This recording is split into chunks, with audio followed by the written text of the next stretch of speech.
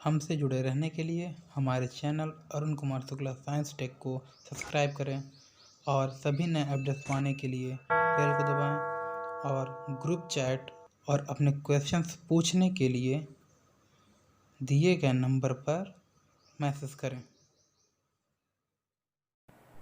प्यारे बच्चों, आज हम लोग पढ़ेंगे रासायनिक अभिक्रियाओं के प्रकार।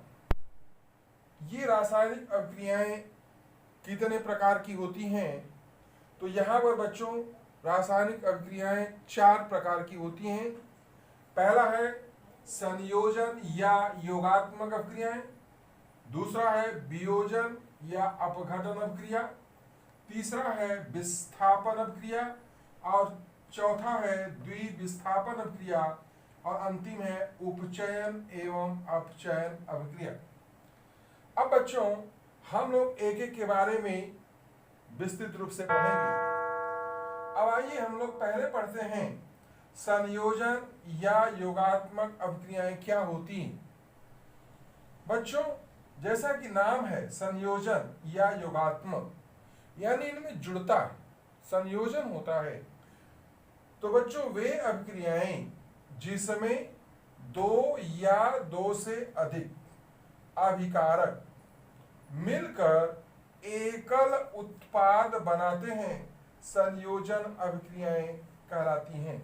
ध्यान देना है, यहाँ 2 या 2 से अधिक अभिकारक जब आपस में मिलते हैं और एकल उत्पाद बनाते हैं यानी सिंगल प्रोडक्ट बनाते हैं, तो वो क्या कहलाती है? संयोजन अभिक्रियाएं कहलाती हैं या योगात्मक अभिक्रियाएं कहलाती हैं। जैसे बच्चों उदाहरण के लिए यहाँ यह है कैल्शियम ऑक्साइड। क्या है? कैल्शियम ऑक्साइड जब पानी के साथ जुड़ता है तब ये कैल्शियम हाइड्रोक्साइड बनाता है। क्या बनाता है? Calcium hydroxide. अब यहाँ पर कैल्शियम ऑक्साइड एक अभिकारक है, जल दूसरा अभिकारक है, तो कुल कितने अभिकारक हो गए? 2 अभिकारक। लेकिन जो उत्पाद बना वो एक बना, यानी यहाँ क्या हो गया? ये दोनों जुड़ गए, तो ये अभिक्रिया किसकी हो गई बच्चों? संयोजन की। किसकी हो गई? संयोजन की। अब बच्चों यहाँ पर देखो कार्बन है और ऑक्सीजन जब आपस में मिलते हैं तो क्या बन गया? कार्बन डाइऑक्साइड बन जाती है। क्या बन जाती है? कार्बन डाइऑक्साइड एक उत्पाद बन जाती है। यहाँ देखिए हाइड्रोजन गैस और ऑक्सीजन गैस जब आपस में मिलते हैं तो जल बनता है। क्या बनता है? जल। ये एग्जाम्पल देखिए, जब मेथेन का ऑक्सीकरण होता है या मेथेन का जब दहन होता है तो कार्बन डाइऑक्साइड और जल बनती है। अब यहाँ पर बच्चों ये जो एग्जाम्पल हैं ये सभी संयोजन अभिक्रियाओं के एग्जाम्पल हैं। यहाँ पर संयोजन हो रहा है। अब दूसरा बच्चों है वियोजन या अपघटन अभिक्रियाएं। यहाँ पर वियोजन का मतलब है टूटना, यानी कि एक जो अभिकर्मक होता है वो टूट करके 2 या 2 से अधिक उत्पाद बनाता है। तो वे अभिक्रियाएं जिनमें एकल अभिकर्मक टूटकर छोटे छोटे उत्पाद बनाता है वियोजन अभिक्रियाएं कहलाती हैं। क्या कहलाती हैं? वियोजन अभिक्रियाएं कहलाती हैं। जैसे बच्चों यहाँ पर है जब फेरस सल्फेट FeSO4 क्या बोलते हैं? फेरस सल्फेट को गर्म करते हैं तब क्या बनता है? फेरिक ऑक्साइड, सल्फर डाइऑक्साइड और सल्फर ट्राइऑक्साइड बनती है। तो यहाँ पर ये फेरस सल्फेट वियोजित हो जाता है। क्या हो गया बच्चों? वियोजित हो जाता है, टूट जाता है। दूसरा एग्जाम्पल है कैल्शियम कार्बोनेट, यानी जिसे हम चूना पत्थर भी कहते हैं, संगमरमर भी कहते हैं, खड़िया भी कहते हैं।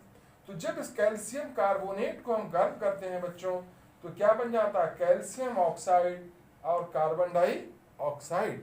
तो यह अभिक्रिया भी कैसी हो गई? वियोजन की हो गई।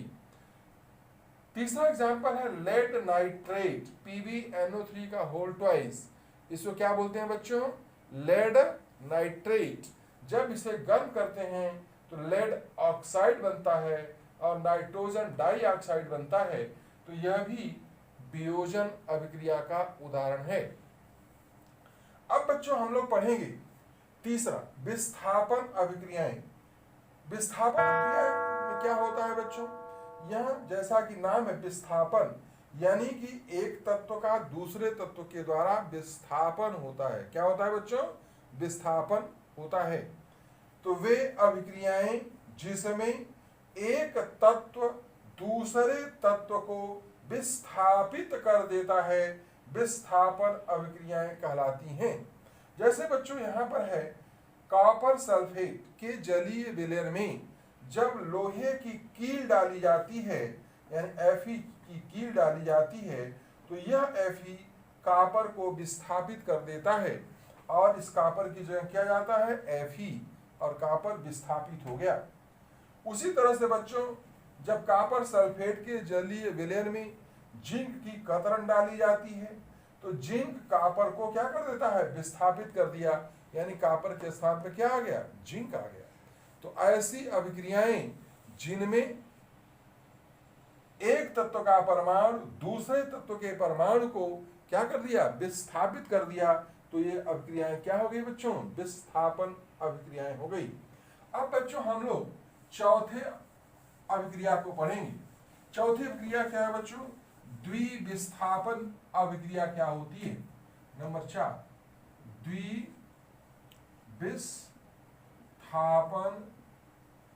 अभिक्रियाएं।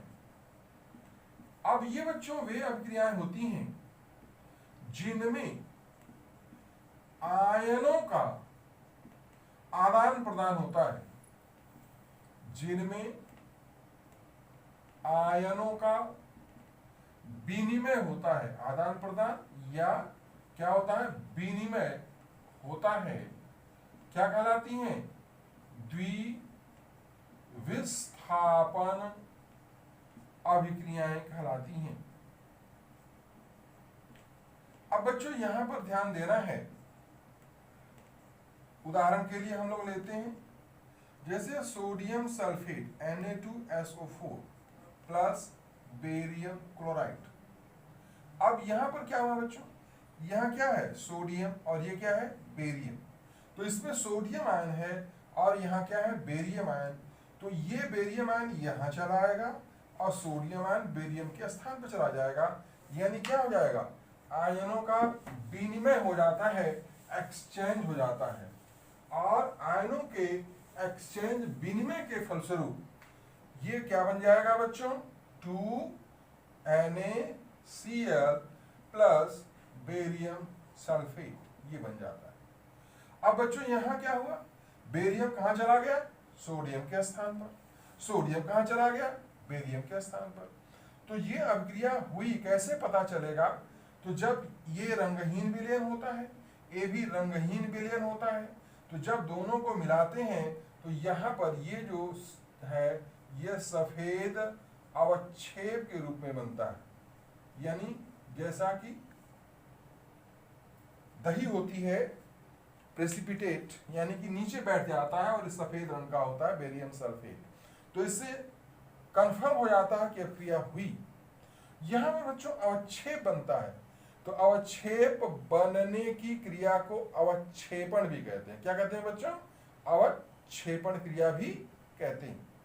अब बच्चों पांचवा अभिक्रिया है ऑक्सीकरण या अपचयन, या इनको हम लोग कहते हैं उपचयन एवं अपचयन। उपचयन को ऑक्सीकरण भी कहते हैं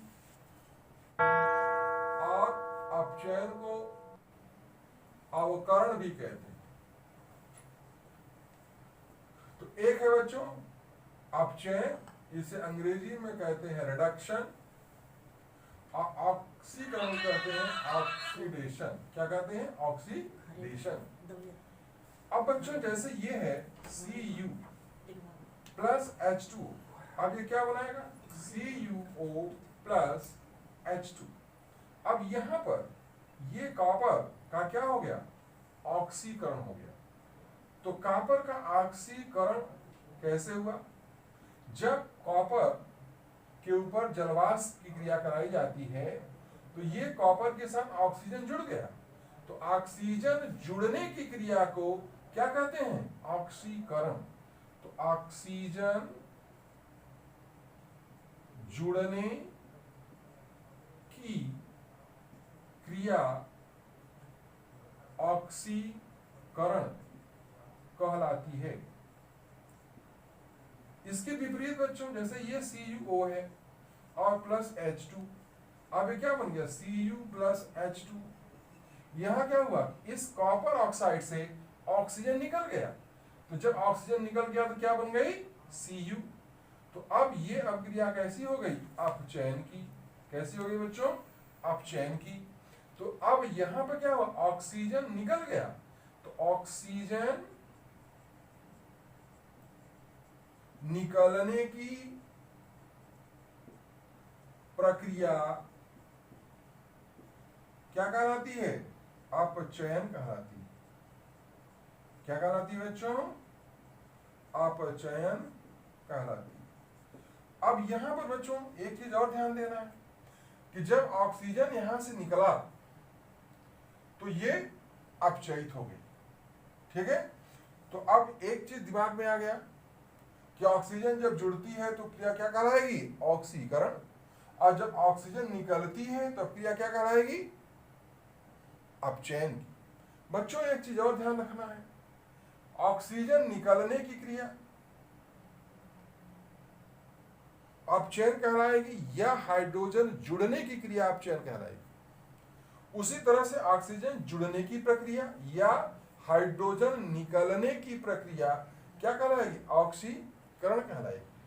अब यहां पर दूसरे ढंग से अगर देखें तो यहां क्या निकल रहा? हाइड्रोजन निकल रही है। हाइड्रोजन क्या कर रही है? निकल रही है। और यहां हाइड्रोजन क्या कर रही है? जुड़ रही। तो यहां ऑक्सीजन जुड़ने की क्रिया ऑक्सीकरण कहलाती है या हाइड्रोजन का ह्रास, हाइड्रोजन का ह्रास, हाइड्रोजन का निकलना, हाइड्रोजन का हटना, ये ऑक्सीकरण कहलाता है। जबकि ऑक्सीजन निकलने की प्रक्रिया या हाइड्रोजन जुड़ने की प्रक्रिया क्या कहलाती है? अपचयन कहलाती है।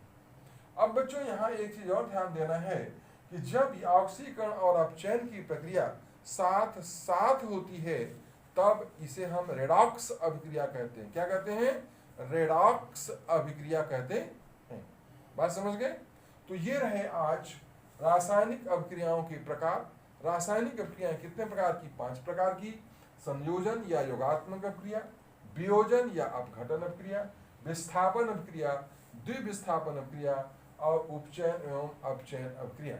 इस तरह से हम लोग आज 5 अभिक्रियाओं के बारे में पढ़ा। ठीक है बच्चों, धन्यवाद।